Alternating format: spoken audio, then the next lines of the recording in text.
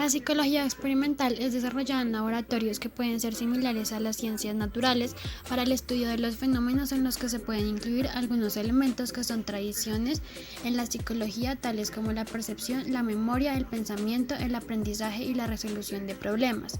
Este método tiene como objetivo identificar las causas y evaluar las consecuencias del investigador al tratar de encontrar una causalidad entre distintas variables. La psicología nace como ciencia al adoptar el método experimental. A lo largo del siglo XIX, la psicología tiende a construirse en ciencia autónoma y acercarse a las ciencias naturales. Muchos de los psicólogos contemporáneos están de acuerdo en definirla como ciencia del comportamiento y los procesos mentales. Como hemos visto, implica el uso de herramientas látex como la observación, la descripción, la investigación experimental para reunir y organizar información.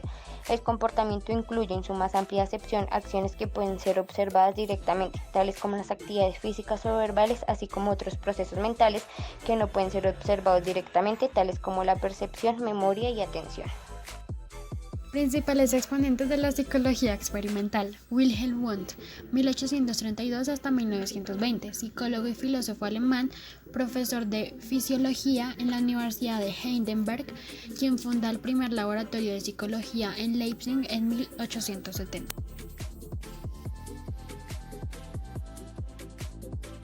William James nació en 1842 y murió en 1910. Ingresa a la Facultad de Medicina en Harvard, generando sus primeros estudios como aportes de la psicología, creando en 1875 el primer laboratorio de psicología en Estados Unidos.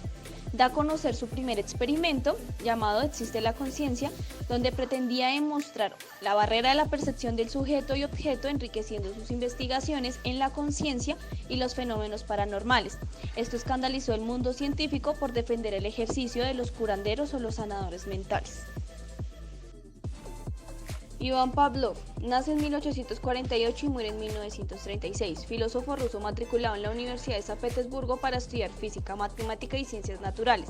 Es conocido como uno de los grandes exponentes de la psicología experimental, ya que sus primeros experimentos fueron con perros. Es así que durante sus experimentos se reconoce que tras repetidos ensayos, los perros segregaban la saliva incluso antes de su presencia, independientemente de si se les genera alimento o no.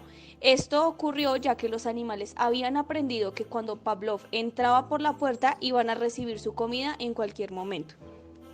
John Watson nace en 1878 y muere en 1958. Estudió en la Universidad de Chicago. Su interés por la filosofía y especialmente por la epistemología lo condujeron a la psicología experimental. Uno de sus grandes aportes fue el artículo de la educación animal. Este estudio experimental se desarrolló con una rata blanca relacionándolo con el sistema nervioso y su crecimiento. Asimismo, da a conocer su experimento con el pequeño Albert, poniéndolo a prueba de que su idea de la emoción podría aprenderse de los condicionamientos. Se utilizó el niño de 11 meses, en el cual llegaron al laboratorio y al experimentar le presentaban una rata blanca. Frederick Skinner, un psicólogo social, inventor estadounidense. Trabajó como pionero en la psicología experimental y defendió el conductismo. Establece que el proceso de adaptación del sujeto se da a través de las experiencias que pueden convertirse en significativas. También estableció el condicionamiento operante de los mayores referentes del conductismo, pero no fue pionero de este enfoque psicológico.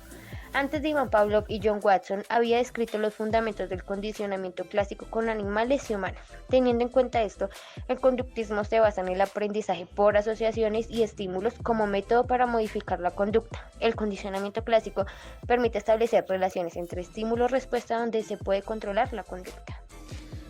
Por otro lado, se abarca la importancia de la psicología experimental, en la cual se establece la observación, la manipulación de variables, las predicciones y el estudio de los factores que pueden modificar el resultado de dicho análisis.